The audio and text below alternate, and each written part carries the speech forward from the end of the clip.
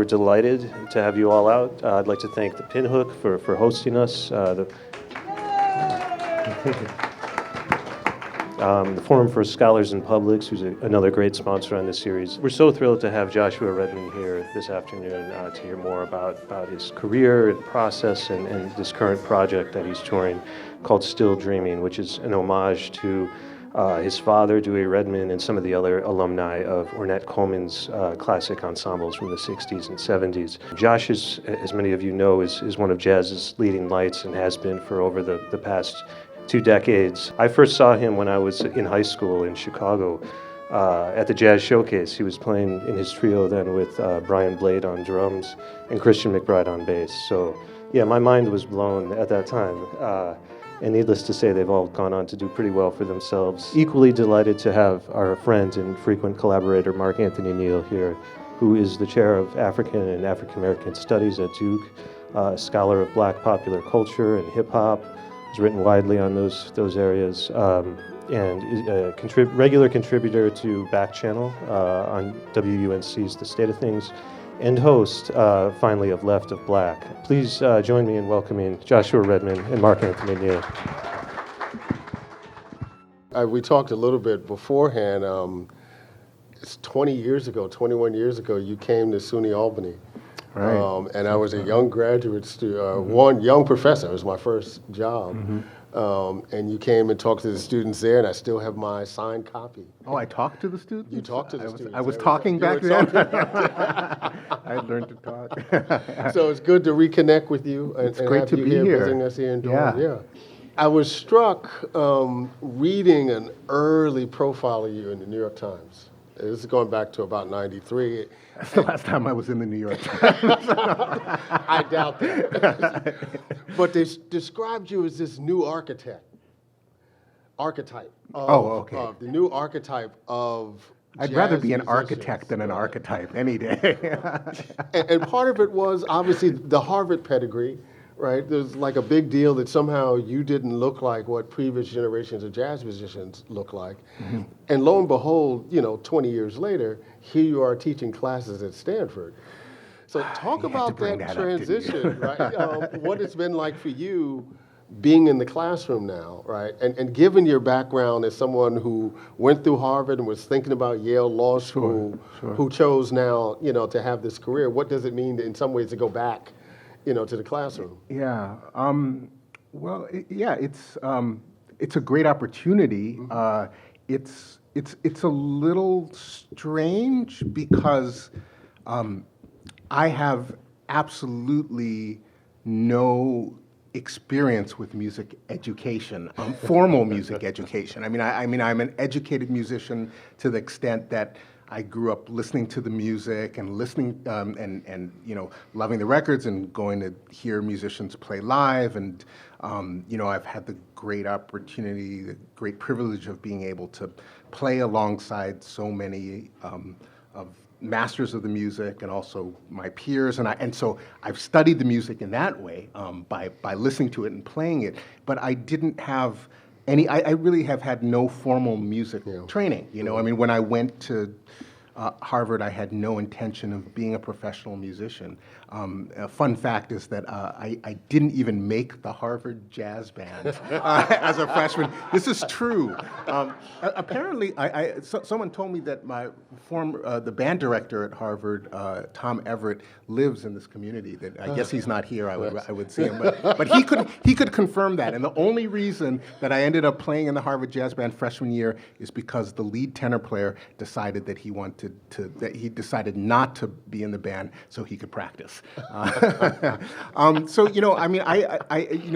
path was, this was not my path, as I was there in Boston, and I was fortunate enough to be able to link up with a bunch of great young musicians there, and I started playing a lot. And at a certain point, I stopped playing with the Harvard Jazz Band because I was going across the river to play jam sessions and hang with kids at Berkeley and NEC and whatnot. But yeah, I still at the time I thought I was going to do something else. I was a pre-med first, and then I ended up applying to law school because that was the era when if you didn't know what you were going to do, you You went to law school, right?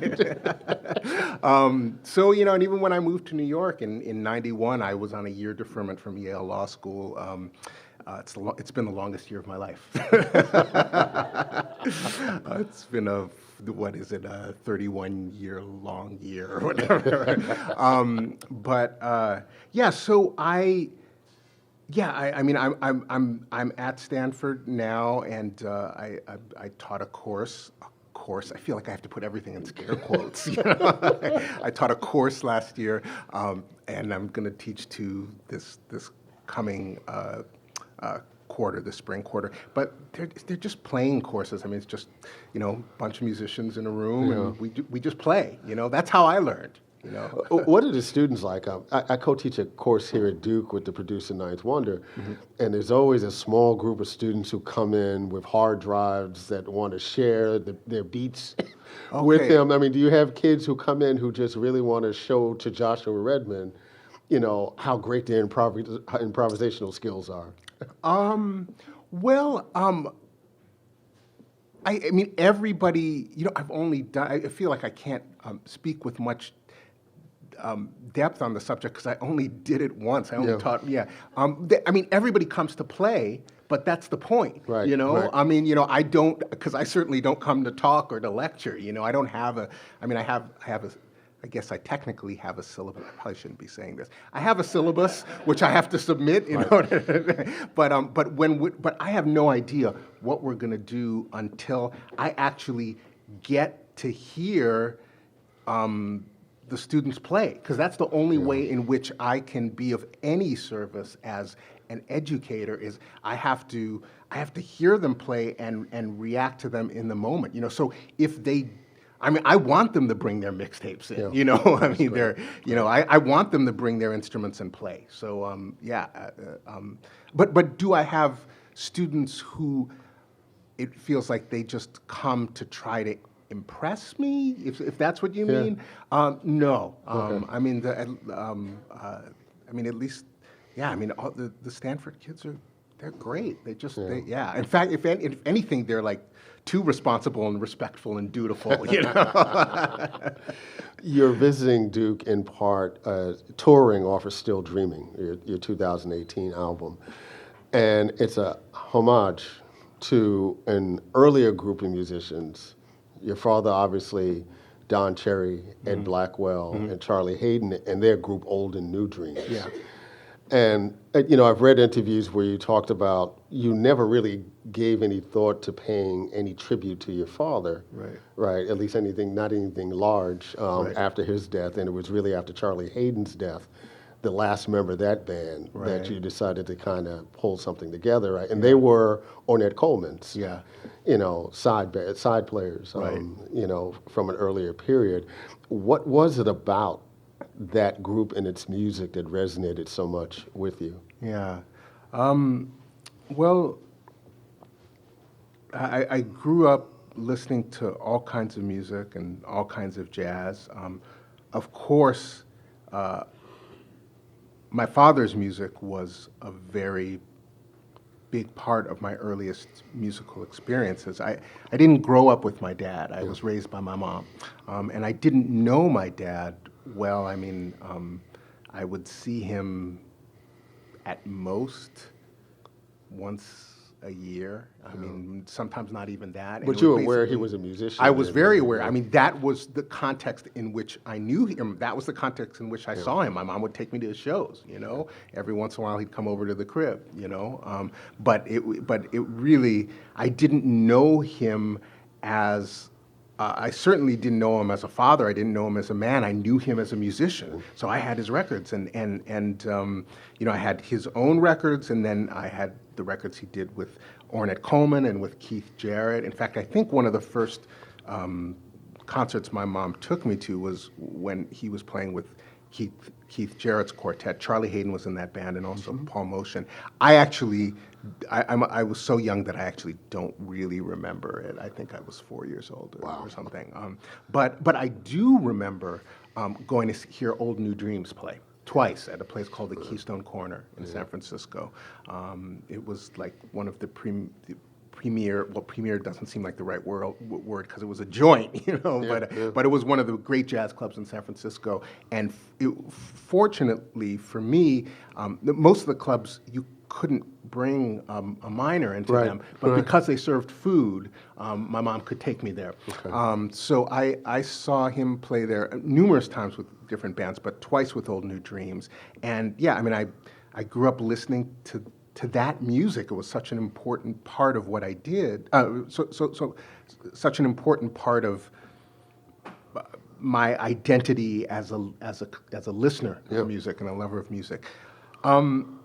And when I got to New York, was really, which was after I graduated in '91, that's when I really started to get to know my dad, because I got a chance to play in his band. He hired me to play saxophone in his band for a couple of years. But, as much as that music was foundational for me as a listener, I feel like I felt like my experience as a player, especially when once I started to get serious about jazz playing after I moved to New York, that language, however you want to define or describe that, ornette's musical language, this kind of this jazz language which is rooted so deeply in a blues aesthetic and a aesthetic of collective improvisation and call and response and deep kind of visceral emotion. I think that's so rooted in that, but also so abstract in many ways, in the sense that abstracted from a set form. So much of jazz improvisation takes place, so much of what we call like mainstream jazz improvisation takes place over a preset harmonic and rhythmic form. And one of Ornette's great innovations was kind of liberating jazz musicians from the you're not just improvising over the form, you are improvising the form, right? But that way of playing, I felt wasn't, it wasn't stressed so much. I came up in the early '90s, and at that time, I hate to use this term because I hate the term, but people used to talk about the young lions, right? I'm old enough to no longer be a young lion. Neo Hardbop, right? Yeah. Which and so that was just learning how to play over the changes, and how to swing over the changes. That was so highly stressed in my generation. And I mean, I'm a part of that. I love that. I love bebop, and I still, I go back to it all the time, I still just want to take, one good course on confirmation. If I could do that, I could retire, But it's a confirmation of the Charlie Parker tune. It's a hard Charlie Parker tune.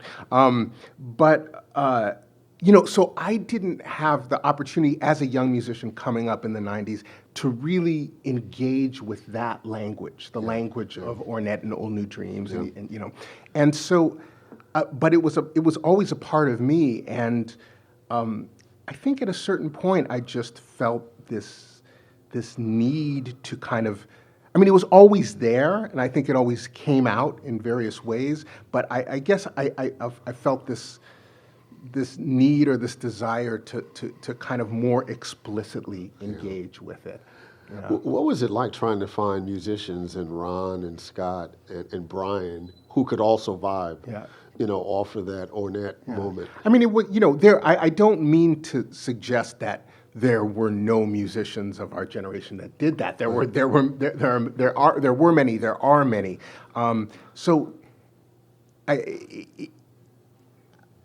It wasn't as if they were the only musicians I could conceive of doing this with. In fact, I should really give a big hat tip to, I had a chance to work from 2012 through 2016, work a lot with a band called the Bad Plus, a great band. And that that music, that language was very important for them. So playing with the Bad Plus, playing with Ethan and Reed and Dave King actually is playing with us tonight. He's basically the new drummer in this band. Playing with them was kind of the first opportunity that, on an extended basis, other than playing with my father, that I really got to dig into this music. So I got a Jones for it, playing with them. But yeah, I guess it was shortly after Charlie Hayden's memorial that I just started thinking. I was listening to that music a lot, listening to Charlie's music and Charlie playing with my dad a lot in the time leading up to his memorial and after his memorial, and I just thought, oh, it would be great to give this, play this music some more. And it really was. I woke up one morning. I like to say, I don't know if I can really say I remember my dreams, but I'd like to say that I dreamt of this band. I'm not really selling the concept, but I did wake up one morning and I was like, I would like to celebrate the music, this language, and this attitude of music making, and I'd like to do it with Ron Miles and Scott Colley and Brian Blake. It's the first time I ever really had a concept. I'm kind of like, for me, oftentimes, I think for me in general with music, concept is kind of anathema. That's just me personally. Some of my favorite musicians are conceptualists, but for me, I've always felt that, like, if it comes from the head down, if it comes from the top down, if it comes from the concept first, then the heart isn't right. It's not natural. It's not organic. I have to let the music kind of generate the concept. Yeah. But this was the one time where I kind of had this idea, and the idea shaped, it kind of defined the music and defined the band. Yeah. You mentioned you listened to your dad's music when you were younger. I was struck by the fact your early recordings, you cover James Brown, you cover Eric Clapton, you cover Stevie Wonder, right? Mm-hmm. And not like an obvious Stevie Wonder choice, or even when you do Visions, later in your career. As a jazz musician, as a working jazz musician now, what were you listening to as a kid? Mm-hmm. That's not necessarily within that kind of archive of the jazz recordings that you have to listen to if you're going to be a jazz musician. Yeah. What were some of the other things that you were listening to? Yeah, I was listening to my mom had, the Temptations and Otis Redding and Aretha Franklin. I was listening to Earth, Wind and Fire, the Commodores, Kool and the Gang. Prince was big. Classic rock was big. My mom had a bunch of Beatles records, and I got into the Stones and the Who and Led Zeppelin. I loved Led Zeppelin, and I remember when, I'm from that generation when, like, hip hop became the thing, right? So, I remember, the Sugar Hill Gang and Run DMC and LL Cool J, and I had all those records, and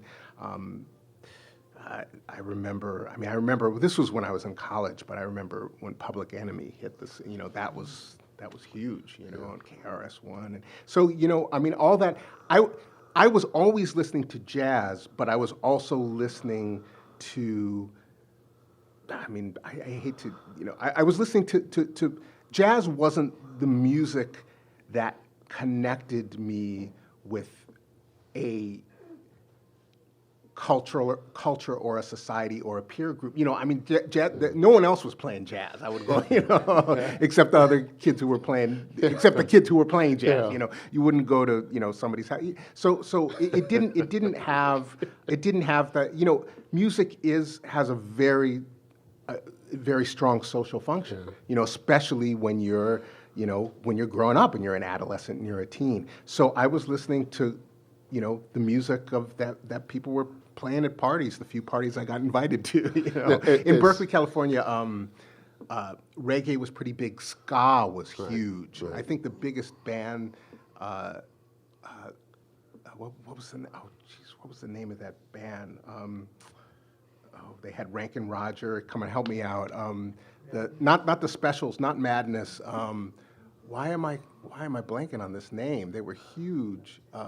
What's that? I know there's some ska heads out there. I'll remember. It wasn't the specials. The English Beat. Thank you. Thank you.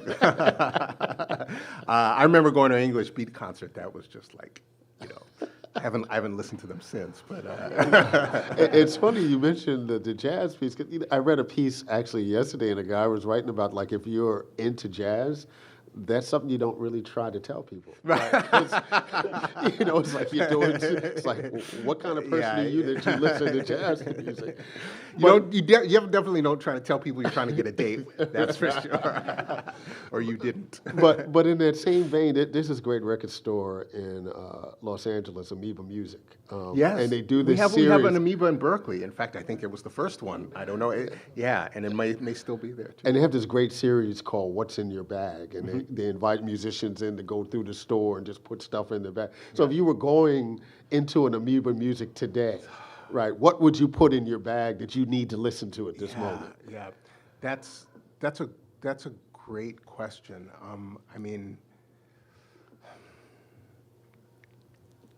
I would like to say that what's in my bag is kind of like what's on my phone, right? Yeah, right. Same question. But the Yep. problem is that I would, I'll be honest. I feel like in recent years, my activity and my engagement as a listener of music, like listening to music purely for the pleasure of listening to music, it's not what it should be. I think, I'm really not. I'm listening to music all the time, but it's almost always related to the work that I'm doing. Right. I've got 2 kids, and I'm trying to be a dad, and I'm trying to pay my bills, and I'm trying to stay in touch with folks, and I find that I'm not, a lot of times the music I'm listening to is related to like the tunes that I'm trying to learn, or, I'm always trying to learn some new music. And, I definitely, jazz, and a lot of the classic jazz is music that I keep coming back to. But as far as like, I'm just not, like my son gave me his playlist, he's super into hip hop, and, he gave me his playlist to listen to at the gym, and I was like, wow, my son is listening to this stuff. I'm that guy now. I'm that dad. Like, what? Like, like how can you be listening? So, I guess that's how I keep up. That's a non-answer to your question. No, that's fine.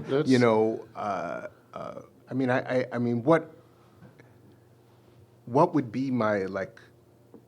I guess what I really should be answering is what's my bag wish list? Like, what should I have in my bag? I don't know. You're supposed to. You can tell me that, right? You can help me answer that question. But this was 4 years ago. I remember when To Pimp a Butterfly came out. Like, that was huge. That was huge for. Any jazz musician, Right. He had any Kamasi art on musician. it, right? Yeah, right. just like, but not just because of the way in which he, in such an organic and natural and true way, integrated a jazz aesthetic, but just because it was great, interesting, creative music that connected with the culture and with, those. I guess it seems to me those sorts of records are fewer and further between. Maybe, But I'm not the person to ask. Yeah. Still Dreaming earned a Grammy nomination, as did your most recent album, right? And you probably don't want to hear this, and you know it already, but that's 8 Grammy nominations. I'm not counting. Is that right? But I mention that only to the extent that we hear sometimes from a lot of younger musicians about how important those nominations are. And I'm never sure that it has the same kind of impact for all genres of music. Yeah. And it's not like, jazz musicians, unless your name is Herbie Hancock, Right. Have a platform doing the actual broadcast Right. to share their music. But how important to you as a working musician are these kinds of accolades at this point in time in your career? It could be a trying to find downbeat prize. I mean, Yeah. just... Trying to find the most diplomatic way of answering this question. I think that anytime you're recognized by anyone for what you're doing, especially as a I jazz get that. musician, I mean, it's an honor, and these are, some of these prizes and accolades. I mean, the Grammys is, supposedly a recognition by your peers. Right. So, I don't take that lightly. I'm honored to have been nominated. How much does it? Well, does it impact the way in which I view my own work and accomplishments? Does it? Do I take it as some sort of validation in, like on the level of can I now say like, oh, this was good work? With no disrespect, no. I don't like the fact like an album of mine that was nominated for a Grammy versus one that wasn't. Do I think that is Right, better? right, Absolutely right. not. I mean, do I? I mean, I'm intensely self-critical. I'm never satisfied. I mean, it's kind of been the driving force of my creative life. It's what keeps me going. It's what motivates me to try to not suck, right? So none of the accolades to the have ever changed that. And if anything, I think earlier on, I mean, I don't think I've been in won a downbeat polls for 25 years or whatever. But early on, if anything, like those sorts of things almost came with more than a twinge of guilt. Like I don't deserve this. Now I don't get it. So so I hope I never win a Grammy because I don't want to feel guilty. No, it's an honor, but it doesn't in any way change the way I think about or appreciate my own music. And to be honest, I don't think that in our genre, in jazz, and in our little tiny ecosystem in this music world, does it have a major impact? Usually, no. I don't think. I mean, you'd ultimately have to ask those artists who've won Grammys, the extent to which Right. that It had recognition, impact, But my sense is that there are some exceptional. There are some exceptions that prove the rule, but generally no. Yeah. Talk a little bit for a moment before we open it up to the folks in the audience about audience. We mentioned that Bernie Sanders is down the road. If Bernie walked Is into... that why there are no millennials here? Well, no, it's because I'm a jazz musician. But to my point, right? If Bernie was to walk in here right now, and this is no offense to the wonderful people who are here, Bernie would fit right in with the crowd.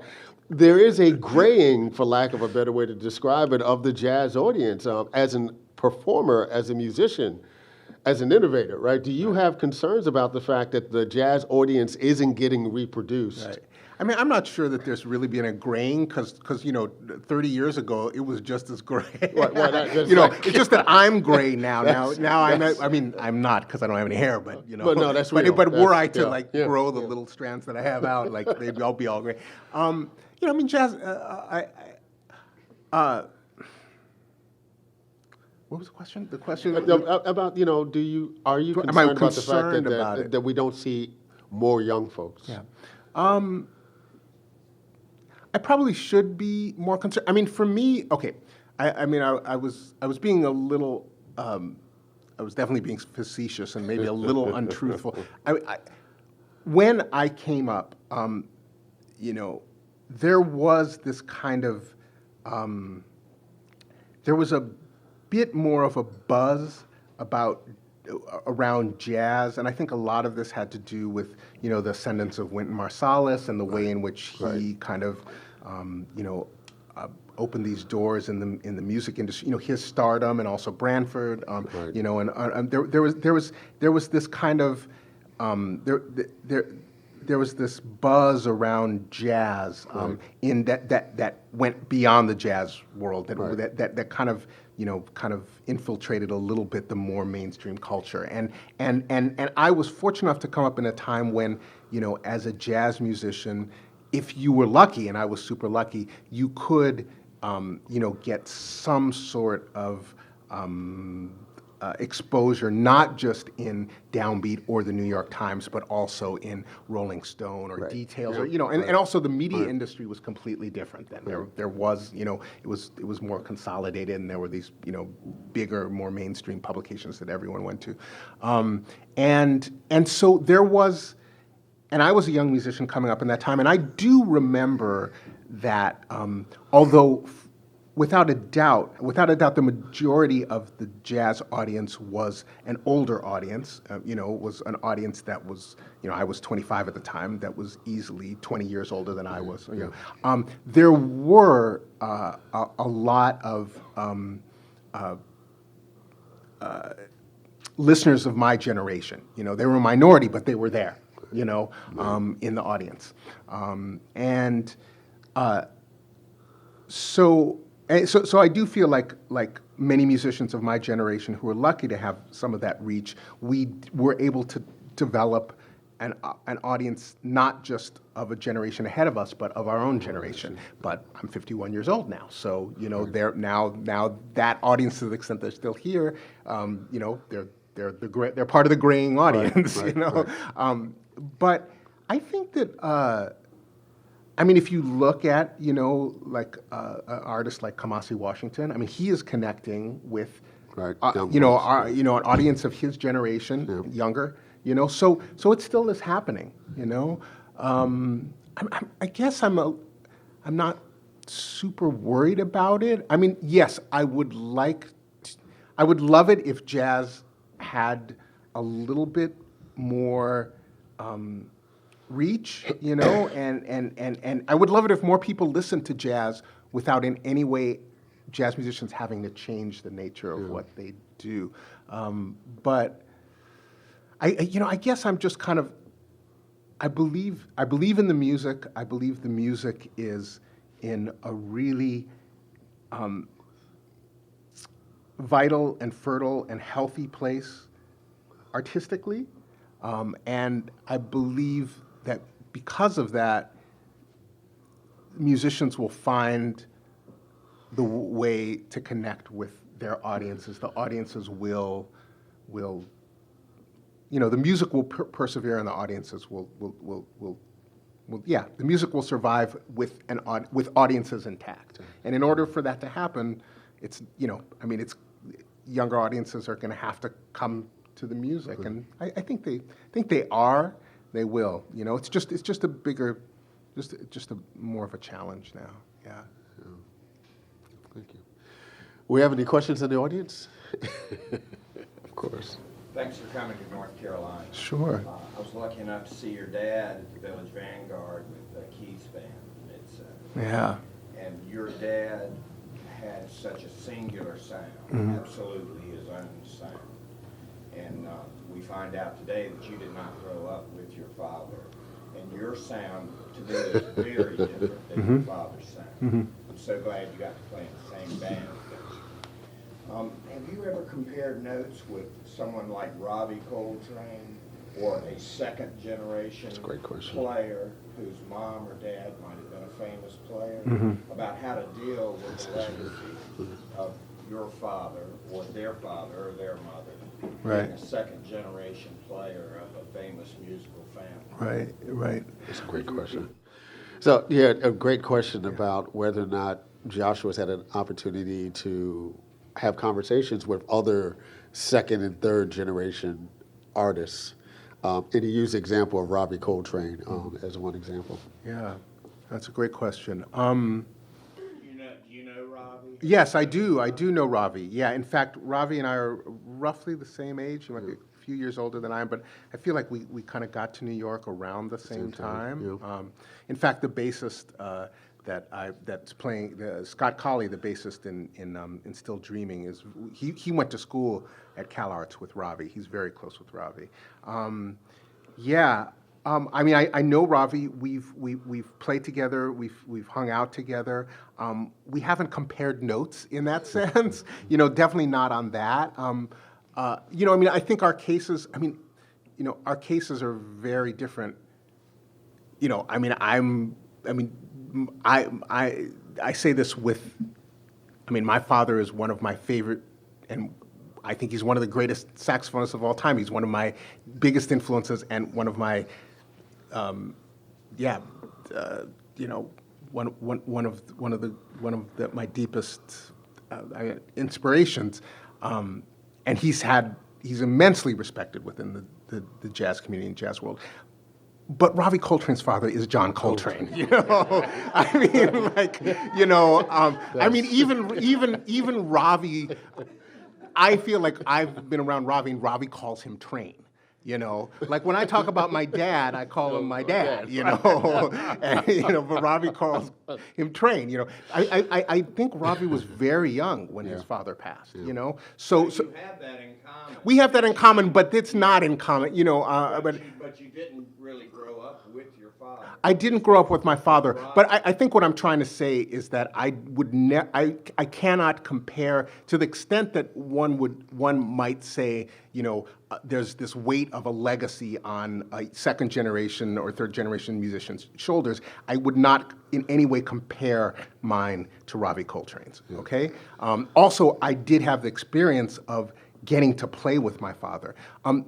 Something that you mentioned early on before your question, you talked about how individual, I think was your word, was for my father's sound. And for me, my father did so many things so well, but the most, for me, the most important and also the most mysterious, and for me, almost inaccessible, inaccessible isn't the right word, the most, my father's sound, he had this depth of sound and warmth of sound and this, the passion and the poignancy and the depth of blues feeling in his sound was like nothing else for me. And I always felt that listening to his music, but having to stand next to him and play with him, and not only play with him, but having the solo after him every night, because he would always take the first solo. I mean, it was his band, right? But it was the most humbling, humiliating in a way experience, And I mean, I was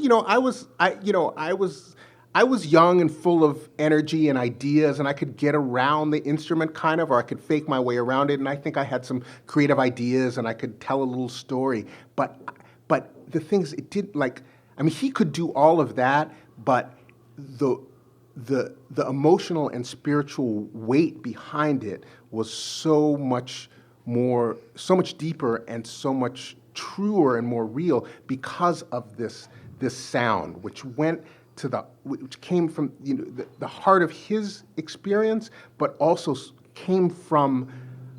I mean, I don't want to get too sociological here because but I feel like was connected to a cultural and a social experience that I didn't have access to. I mean, as an African American man born in 1931, who grew up, in Texas, lived that. I mean, his sound spoke that, and that is a truth that I feel is an essence.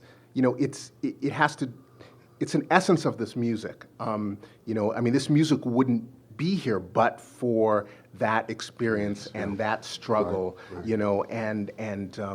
And that affirmation and overcome. Through the artistic overcoming. Of that. And this is no musician of my generation. Has had that experience. And now, I'm not saying that. Jazz is completely a global music now and a world music, and we can't try to we have to play our own truths. We have to be who we are. We can't pretend we've had experiences that we haven't had. But I think that there's something about that essence, that truth, that we need to always. For me, it's this thing that I felt it standing next to him, and after playing with him, I kind of felt like I had to make it my life's work to get closer to that, and I feel like I still am, and I'm not. I don't sound like my father, unfortunately, but I feel like over time I've been able to get, in my own way, closer to that, and I think that every musician. This is something that I think we need to take stock of and be very aware of, especially in this time now, where jazz education has become this behemoth. That sounds like a pejorative.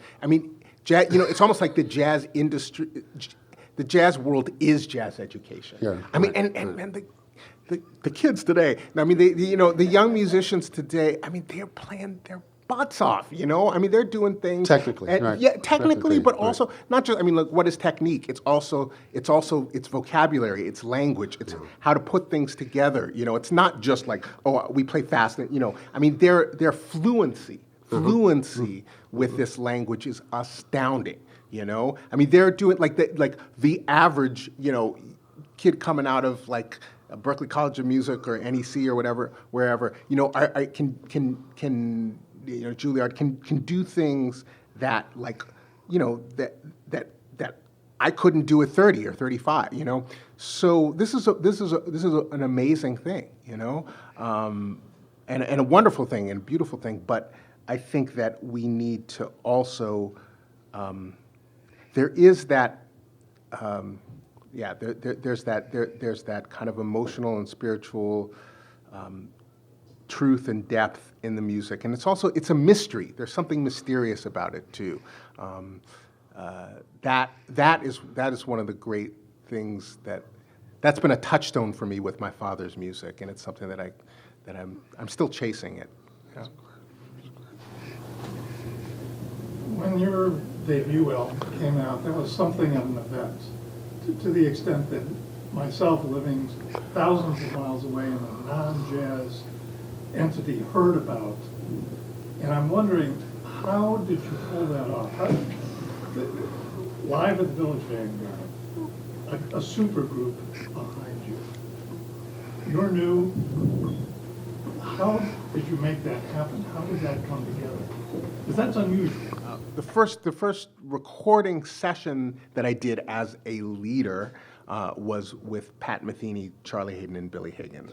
It was actually it was released on an album called Wish, which actually was the it came out after the first. Yeah, after right, the first right, one. right, Yeah. Right. Right, because Wish is on both albums. Yes, There's Wish a is on both studio and albums. there's a live Yeah, version. but they were both recorded. The other album, which is just called Joshua Redman, was with Kevin Hayes and Christian McBride and Gregory Hutchinson, and we might have recorded it a little bit after, but it came out before.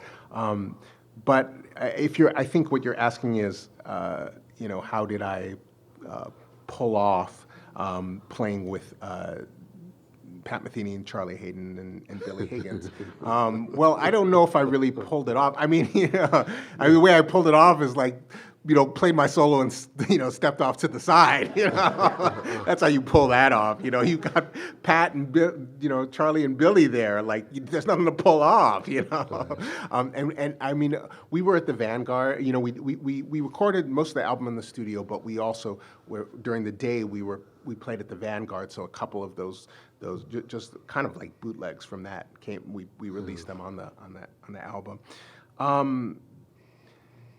It's one of those things that like you don't. I mean, I realized how fortunate I was for this to be happening, and what a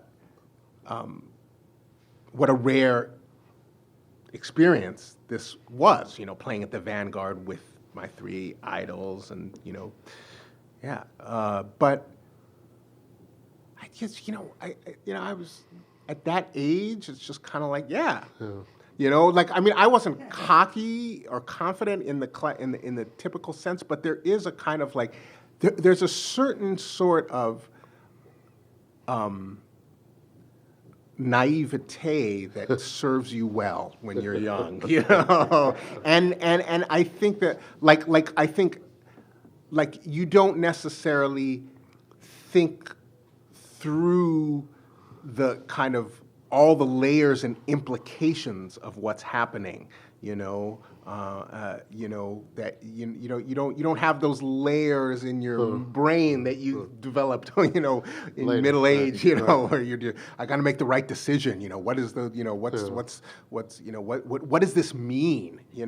Like it didn't. What it meant was like, yeah, I'm here playing with the cats. Let's go. and I mean, and it's an interesting moment, right? Because you mentioned Pat and.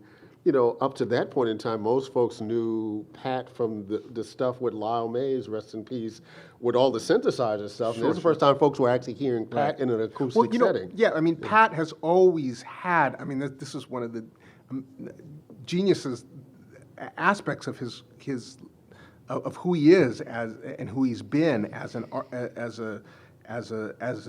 artist, is that he had this amazing success that kind of came organically out of what he was doing with the Pat Metheny group, which was very much, I mean, it was very much of its time, and it was using, the technologies of its time, and it definitely wasn't like straight ahead swinging jazz, but it also it developed just from my sense, it developed very organically and creatively out of what he was doing. It wasn't like he was like, okay, I'm gonna like start playing with synthesizers and cash in. It wasn't like that. Like they were playing this real cutting edge thing that just connected with culture, the technology. with the technology and with the audience and his generation. And but he is all, I mean, he's a jazz musician who is so, deeply informed and schooled and immersed in the language of this music, and I mean his great influences. I mean, I think if you were to ask him, he would, he'd talk about Wes Montgomery and Charlie Christian and and Grant Green and Jim Hall, So thank you, and as well as Jeff Beck. yeah, right, yeah. I would argue probably for him much more so than Jeff Beck, and he's always had, so I think even while he was having the success with the Pat Metheny group, he was still playing and recording in what we would call a more, well, I don't know, people might, in more of the acoustic jazz language and style and tradition and attitude, and so he was, he recorded this album, Belonging, with Charlie and Billy, which is one of my favorite Pat albums. I think that album is from late 70s, maybe it's the early 80s, but that was a touchstone for me, and that, this was as the Pat Metheny group was taking off, He had another record with Roy Haynes and Dave Holland. He had a record called 8081 with my father, Michael Brecker, Jack DeJohnette, Charlie Hayden. So he was doing all this, like he never lost his connection with with jazz, you know? And in fact, I'll be honest, I mean, I love the Pat Metheny group, but I wasn't listening to the Pat Metheny group. I was listening to Belonging and Question and Answer and 8081 and Song X with Ornette, you know? You know, for me, like that, you know, I think most people knew Pat, yeah, as, you know, Pat Metheny group, but, you know, he always had this amazing, you know, he always had this deep connection and with the jazz community and this, you know, huge cred with that community too. Yes. A question about practice versus performance. And could you speak to? You should be at the Bernie rally. No, I'm sorry. I'm sorry. You have to be middle-aged. You got to. I heard you chuckling. I knew you were going to say. No, sorry. Yes, practice and performance. Could you speak to the process of on the bandstand just letting go and playing from the heart as opposed to the more deliberate practice a little bit more? Yeah. Can I speak to letting go and on the bandstand, letting go and playing from the heart as opposed to the Versus practice. more deliberate? Yeah. Practice. You know what I mean? I mean that's all I've ever had, to be honest, because I've had a very messy, bad, poor relationship with practice. You know, I basically spent the first 31 years of my life doing everything I could to avoid practicing. You know, I'm not a practicer. Actually, that's not true. I am now. I practice a lot now. I mean, a lot if I get like a solid, you know, hour in a day. But that's, you know, when you've got, you know, at my age and all this stuff you got to do, that's a lot, you know. I practice. I finally have kind of come to terms with practicing. I still hate it, but but I'm better at doing the things that I hate, you know. But for me, like I feel like that's all I ever had was this. If I don't feel like I have, I mean, I'm surrounded by, you know, my whole life I've been surrounded by these uber talents, you know, in music. I mean, Pat and Billy and Charlie, and you know, I mean, my first real band was with Brad Meldau and Chris McBride and Brian Blade. I mean, you know, these, you know, I mean, I was just like, I've my whole musical life I've been out of my league, right? But what I've had has been, I feel like the one talent I have is this ability to kind of like be in the moment, tap into what is happening, and find a way to take, you know, whatever little bit that I have inside of me and find a way to express that and make that work in the moment, you know? So that, I mean, in fact, your question, I think, in a lot of ways has been kind of my, the guiding force and principle of my musical life. Whatever I have been practicing, or when I was younger, whatever I had been putting off practicing, you know, whatever I have been studying or listening to or focusing on or analyzing or trying to develop, like when it comes time to actually play, you know, that all has to just fall away, you know. I mean, the more that stuff is in my conscious mind, the less present I am in the improvisational moment, and the worse I'm going to sound. I'm going to sound like someone who hasn't practiced, you know. But I think, yeah, I mean, basically I think your question is kind of speaking to a central truth of this music, which is that we, you know, as jazz musicians, we are improvisers. We have to embrace the moment. We have to be ourselves in the moment, and we have to come to play and play from our hearts, from our souls, from our intellects. Play with the musicians, play with the musicians we're playing with, and play for the musicians. Playing for the audiences that are there. You know, it's a communicative, collaborative art form. Yes. I'm curious about your compositional process. For example, the opening track on Freedom and Groove, that's slap tongue bass groove. How did you conceive the idea to write that like that? The question is about my compositional process, and you referenced the opening track to Freedom in the Groove, which is a tune called Hide and Seek, exactly, yeah. And there's that song, almost the vast majority of my compositions, when I'm writing them, I never touch the saxophone, which I've gotten into some big trouble with that, actually. There's another tune that I wrote that I still can't play on the saxophone to this day, and it's one of the more played of my tunes. And so people are like, "Hey, let's play Jazz Crimes." I'm like, "Oh man, I can't really play that." But I used to write on the piano or the keyboard. I never really had a proper piano, but some sort of keyboard instrument.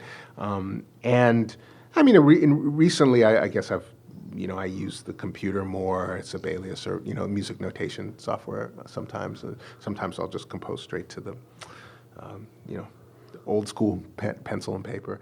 Hide and Seek, I think, started with a bass line, and then I wrote a melody on top of that, and that was the song. The slap tongue thing was kind of an afterthought. I mean, I was just kind of messing around with it, and I realized that the tune was in a key that would work, where I could kind of like play the bass groove on the saxophone, and then down low, and then kind of improvise over it. So it kind of, I guess it became a little.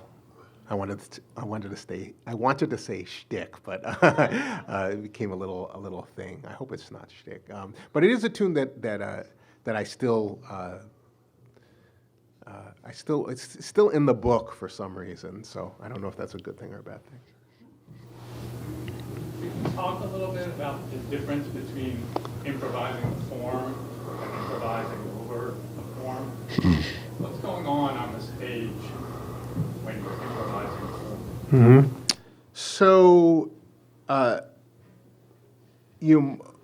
the dominant kind of, I don't want to say formula, the dominant paradigm for jazz improvisation has always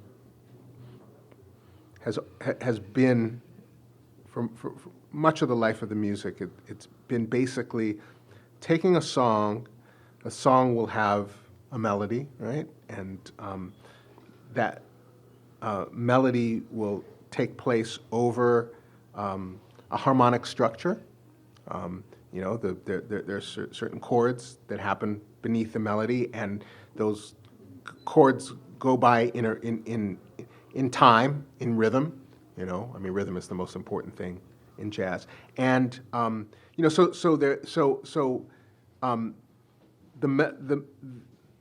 all of this happens. You play the song, and that's a certain number of bars. It happens in a certain set period of time, and the chords and melody fall together. And then that song, whatever that song is, whether it's Autumn Leaves or John Coltrane's Equinox or James Brown's I Got You, or whatever it is, it has a form, and that it has a harmonic and rhythmic form. That form becomes your course, and then you improvise as a soloist. You improvise new melodies over the same harmonic and rhythmic form. Now, everybody in the band is improvising, so it's not just the person who's taking the so-called solo. Like the drummer's always improvising his or her parts, and everybody's a part of the conversation, the pianist and the bassist. But it's all happening over this form that keeps cycling, and part of the thrill and the beauty and the adventure of that way of improvising is that you can kind of get into this really fluid, elastic, interactive treatment, but still keep your place within the form, right? So you can start to like take the harmonies in slightly different directions, or play these melodies, play across rhythmically across the bar lines, but everybody's still kind of like, everyone knows where you are. You always know where you are. And this is still a very, very important part of what we do as jazz musicians, you know? How imaginative and creative can we get and still keep the time, still keep the form. But I think, you know, one of the things that ornette kind of showed the jazz world is that we can have a tune, a song, a composition that may have harmonies and rhythms. It may have a harmonic and rhythmic form, or it may have an implied form, but we can play that, and then when we improvise, we can, I don't want to say abandon, we are no longer held captive by the form. You know, we can take, in the same way that as a melodic improviser, we're going to make up our own melodies, which in some way are going to probably use the melodic material. They're in some ways going to, reference the song. We can also improvise our own harmonies, our own rhythms, our own structures. We don't have to always keep that form. I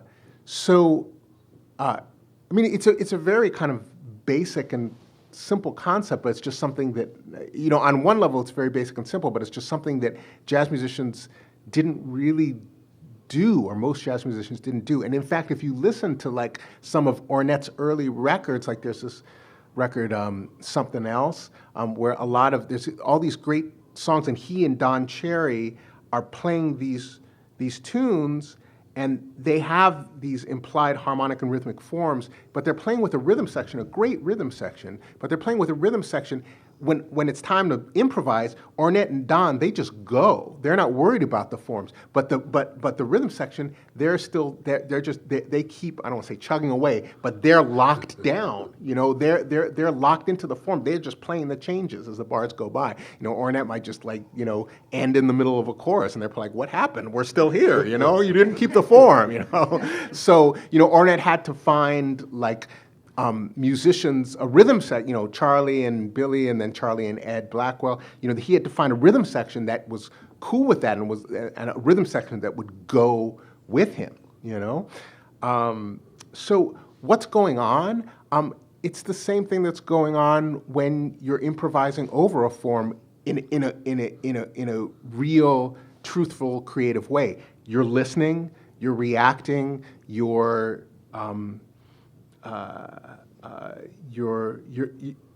improvising. I just think that in order to really pull it off, you have to be. It takes this you have to, because there's not this kind of like preset structure that is always going to be there, that you can always come back to. You can't coast for 1 minute. You can't skate for 1 minute. In order for it to work, everybody has to be listening on the deepest and most intense level possible. Otherwise, it's just going to sound like a bunch of random noise, and it's just going to sound wrong. Take one more question. Yeah, I'm aware of a technique for playing outside the chord or playing against the chord where you use triads that are related. You with me so far? You said you're aware of the technique of using triads to play outside the chord. I'm not really aware. No, yeah. I kind of like, I'm not. Yes, I know what you're talking about. That's not personally my conception of. I'm not a fan of, or maybe I just can't do it. I'm not a fan of techniques for like this is how you play outside, 13 ways to like shred on giant steps, or now it's all these listicles out there, it's I'm aware of triadic improvisation and but it's not the way in which I conceive of playing outside of chord changes. For me, it's like I I try to follow my ear, or, I don't think, oh, I'm going to superimpose this triad against this triad. Anyway, continue with your question. Well, the first part was, how do you make that sound good? And I'm playing I actually don't make it sound good. I make it sound really bad. So I'm definitely not. I'm not proficient in that technique of trying to. For me, like that is where I don't. It doesn't. The twain doesn't meet. For me, like I've never been that sort of improviser where I can kind of like take a concept, especially if it's this kind of specific like harmonic, concept and kind of say, okay, I'm going to shed this, I'm going to practice this, this superimposing tritone or whatever, and then I'm going to put this on top of this. For me, like, if I try to do that, it's just like, it just lands wrong, That's not to say that I don't practice triadic things. I do, I just like to pretend that I guess I don't practice them in a way where I'm thinking of like, I'm going to master this triadic relationship so that then I have this material that I can insert, at will in, wherever I am in the form. That's not how I don't play well like that. Now, some of my favorite improvisers do, but that's just not me. how do you play outside For me, playing outside, and I feel like I got a lot of this from listening to Ornette and also from being around my dad and hearing how he played, and Charlie, and I feel like Pat Metheny plays like this too, and playing with him early on really kind of helped awaken me to this more or solidify this. It's really just following this kind of some sort of it's allowing the melody to take you out. It's like it's not a kind of harmonic superimposition. It's not this idea of imposing a harmony outside, above and on top of a set of chord changes. It's about the melodic line having its own flow and logic, and then just being willing to follow that melodic line or even steer the melodic line further and further away. Let it kind of like bend and weave, bob and weave more and more, further away from whatever that kind of like inside center is.